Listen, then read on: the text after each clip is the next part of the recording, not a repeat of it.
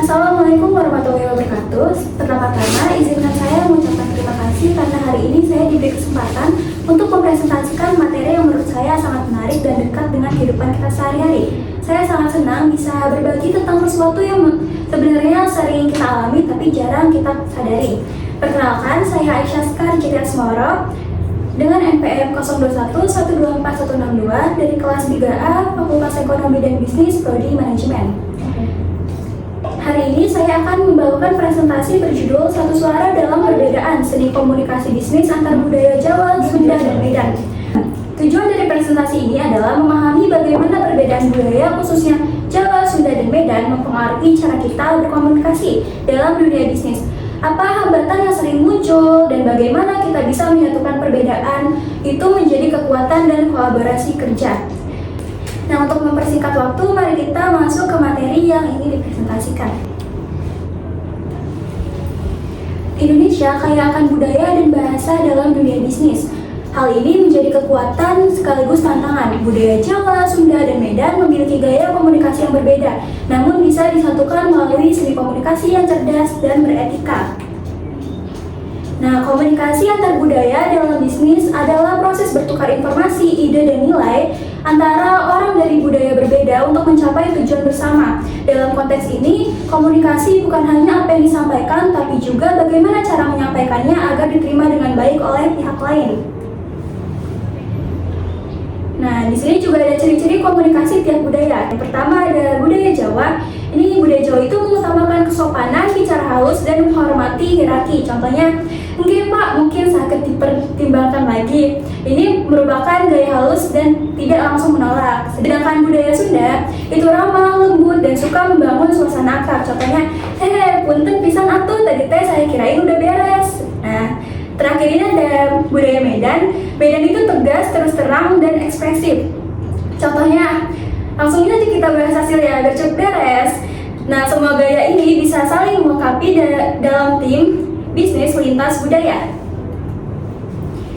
Ada beberapa tantangan atau hambatan. Yang pertama ini ada salah tafsir bicara. Jadi orang Medan itu dikenal berbicara dengan tegas sehingga seringkali dianggap marah oleh budaya Jawa dan budaya Sunda.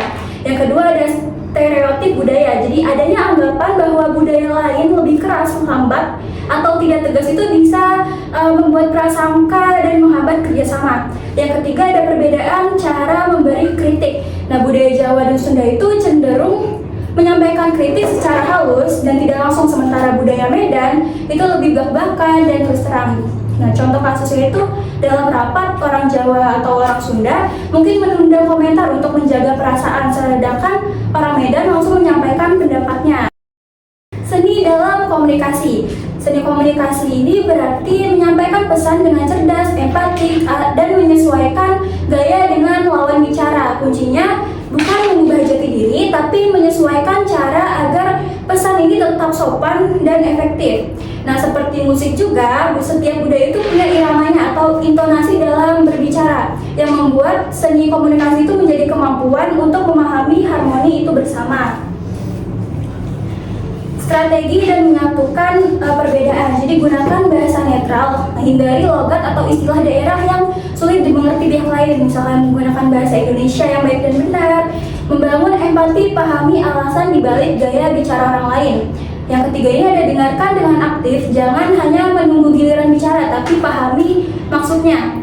Yang keempat ini ada gunakan humor ringan. Nah, gaya Sunda itu kan cocok untuk jadi penengah karena ramah dan mencairkan suasana. Di sini ada dampak positif komunikasi yang efektif. Yang pertama itu ada menumbuhkan saling menghormati dan percaya. Jadi memahami gaya bicara Jawa, Sunda, dan Medan membuat hubungan kerja lebih harmonis. Yang kedua ada meningkatkan kejelasan dan efisiensi. Nah, pesan tersampaikan lebih cepat tanpa salah paham. Yang ketiga itu ada mengurangi konflik dan memperkuat tim.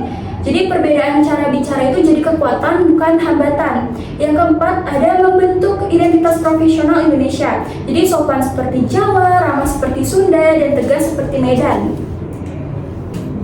Nah, di sini yang terakhir ada kesimpulan, komunikasi lintas budaya bukan hanya soal berbicara, tapi juga soal menghubungkan hati, pikiran, dan nilai. Jika Jawa membawa kesopanan, Sunda membawa kehangatan, dan Medan membawa keberanian,